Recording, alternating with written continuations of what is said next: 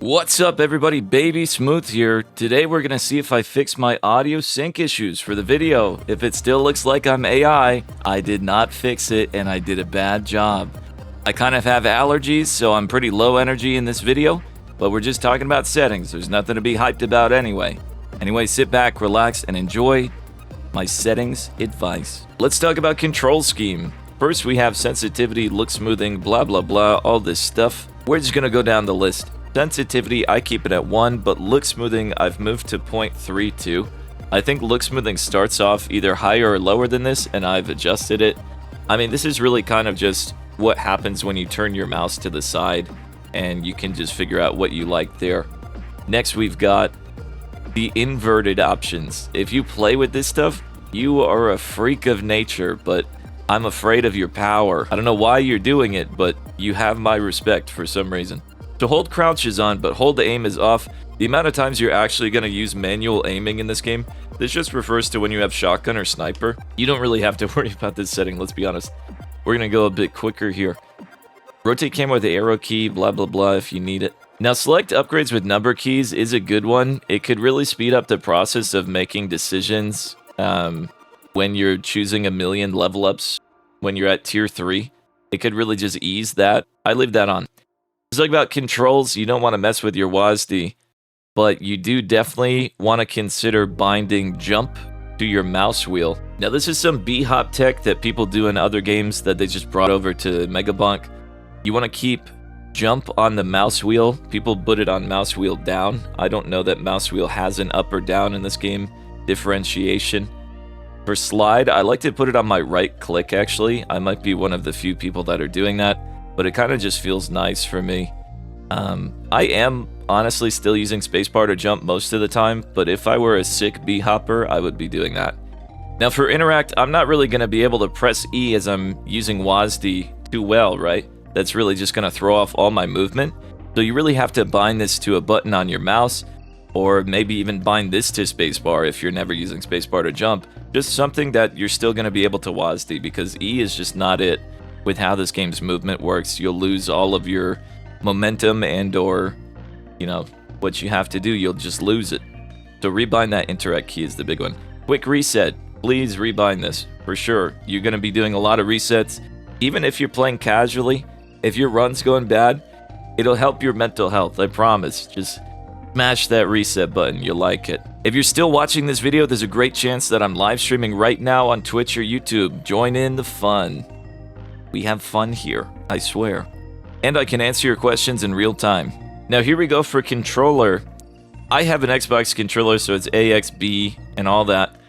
I like to keep jump as A, but you should definitely put right bumper as your jump as well, and left bumper, so that you can always just be bumping it. This really makes it easier to B-hop on controller. A lot of people ask about it, but you are going to be doing this. Now, if you don't know how to B-hop, my friend Mr. Swaggin has a movement guide that's pretty good. You should check it out on YouTube. I'll put a link below. Alright, let's go to game settings now. I like to leave camera shake on. It lets me know when I'm getting hit. Sometimes it's kind of hard to tell if, you know, you're in a swarm and you're getting bonked or not. I think it's nice. You can turn it off though. I wonder if it messes up with your movement in any world and it's going to make you get hit by 1 pixel. I don't know. Stay coping if that happens to you. The input delay, some people think this affects your controls. It does not. It only affects when the chest is coming, what the items and the choices it gives you are, or maybe it only affects when you're leveling up. It just kind of makes sure that you don't take a wrong choice because you're spamming buttons and you weren't ready for the level up. I'm just going to leave this on too, personally. Now we've got targeting mode. I'd like to take a brief moment to explain how this works a little bit with a live demonstration. Closest enemy is what I recommend for everyday play, and as far as random targeting, a lot of players like to go between 2 and 3, so I just cut the difference. I go 0.25. I don't want to say this is mathematically better than anything else. It's just what some of the best players are doing, so I'm going to do it too. Closest enemy is great because it just really helps you out in swarms and stuff. The only time that you will switch off of closest enemy is when the bosses are spawned and you want to kill the bosses. Now at a time like this, I could just stay on closest enemy. I could run away from the bosses. But when it's time to focus them down, when you're ready to just finally get them off your screen, you want to go into smart targeting, and you just want to get them gone. Smart targeting is going to focus the bosses for you. You can see the bananas are going towards them there. If I switch the targeting style once again, it's going to go back. It's not going to hit bosses because it's on closest.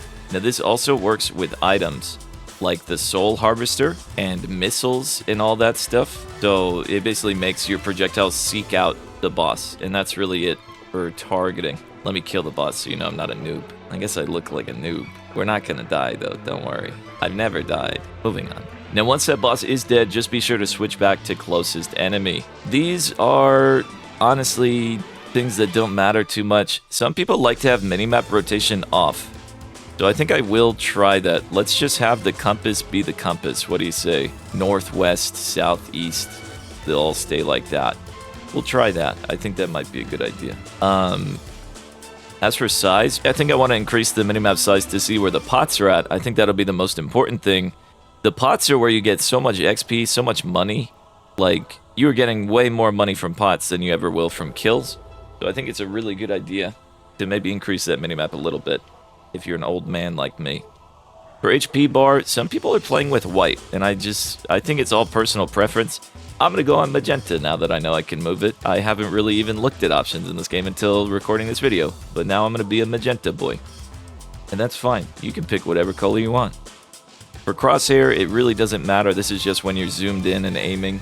Don't hide the leaderboards, don't hide from your fate, don't hide from your destiny. You're gonna be the best MegaBonk player ever. You're gonna be #1 someday, never hide the leaderboards. If you are cheating or something, make sure you turn off upload score to leaderboards, or you're gonna get in big trouble, young man. Some people use the debug tool, the dev tool, blah blah blah, to do experiments and stuff. Don't forget to change that setting if you do, or you're done. So turn quick reset on, and these two things are kind of funny. The debug modes, they just put this number in your bottom left.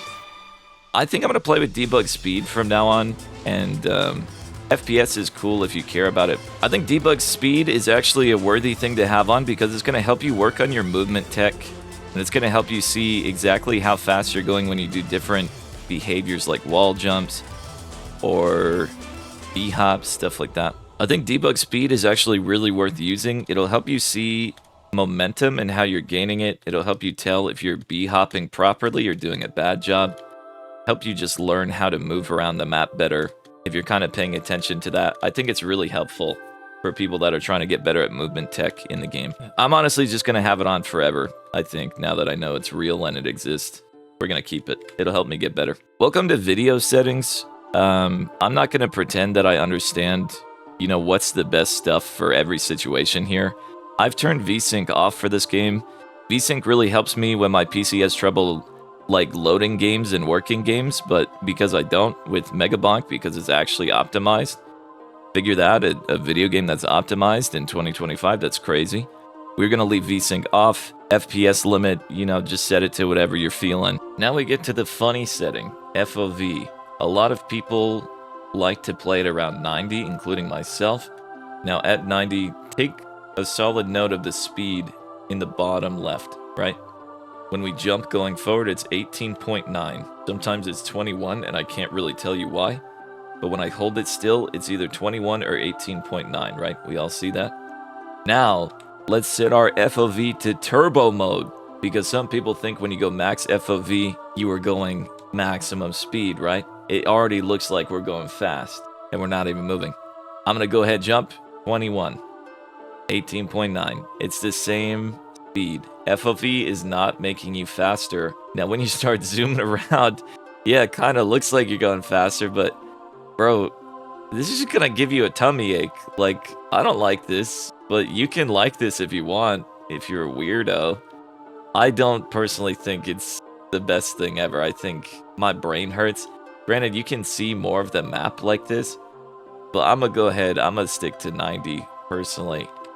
Now, if you disagree, if you think FOV really makes you faster, feel free to plead your case, but I don't believe so. I believe it's just a brain glitch. It's just your brain thinking you're going faster. A lot of people, on Discord have said the same. We've already determined FOV doesn't matter for move speed, so I think camera distance would be the same. I personally play at max camera distance. That way I can just see more of what's going on around me. Don't get enemies behind me, stuff like that. As far as quality and stuff, obviously you know your computer. It's up to you what you're doing. I turned all these down when I'm playing a size build. I just turn everything off. And that's really all I have about that. Motion blur, I don't know if people like that. I don't know if people hate that. But it's all up to you for these. Now for audio, if Mega Chat theme is playing, you turn it up. But if it's not, you don't. And then damage numbers, I like to keep it on. Damage, flash, low HP effects, I keep those on. The low HP effects kind of just like make your screen a little bit more nervous when you're getting low, kind of like Call of Duty. I like to keep all that stuff on. That's been it for the settings video. Let's not make it too long. Bye-bye, have a good one, thanks for watching, and I'll see you tomorrow.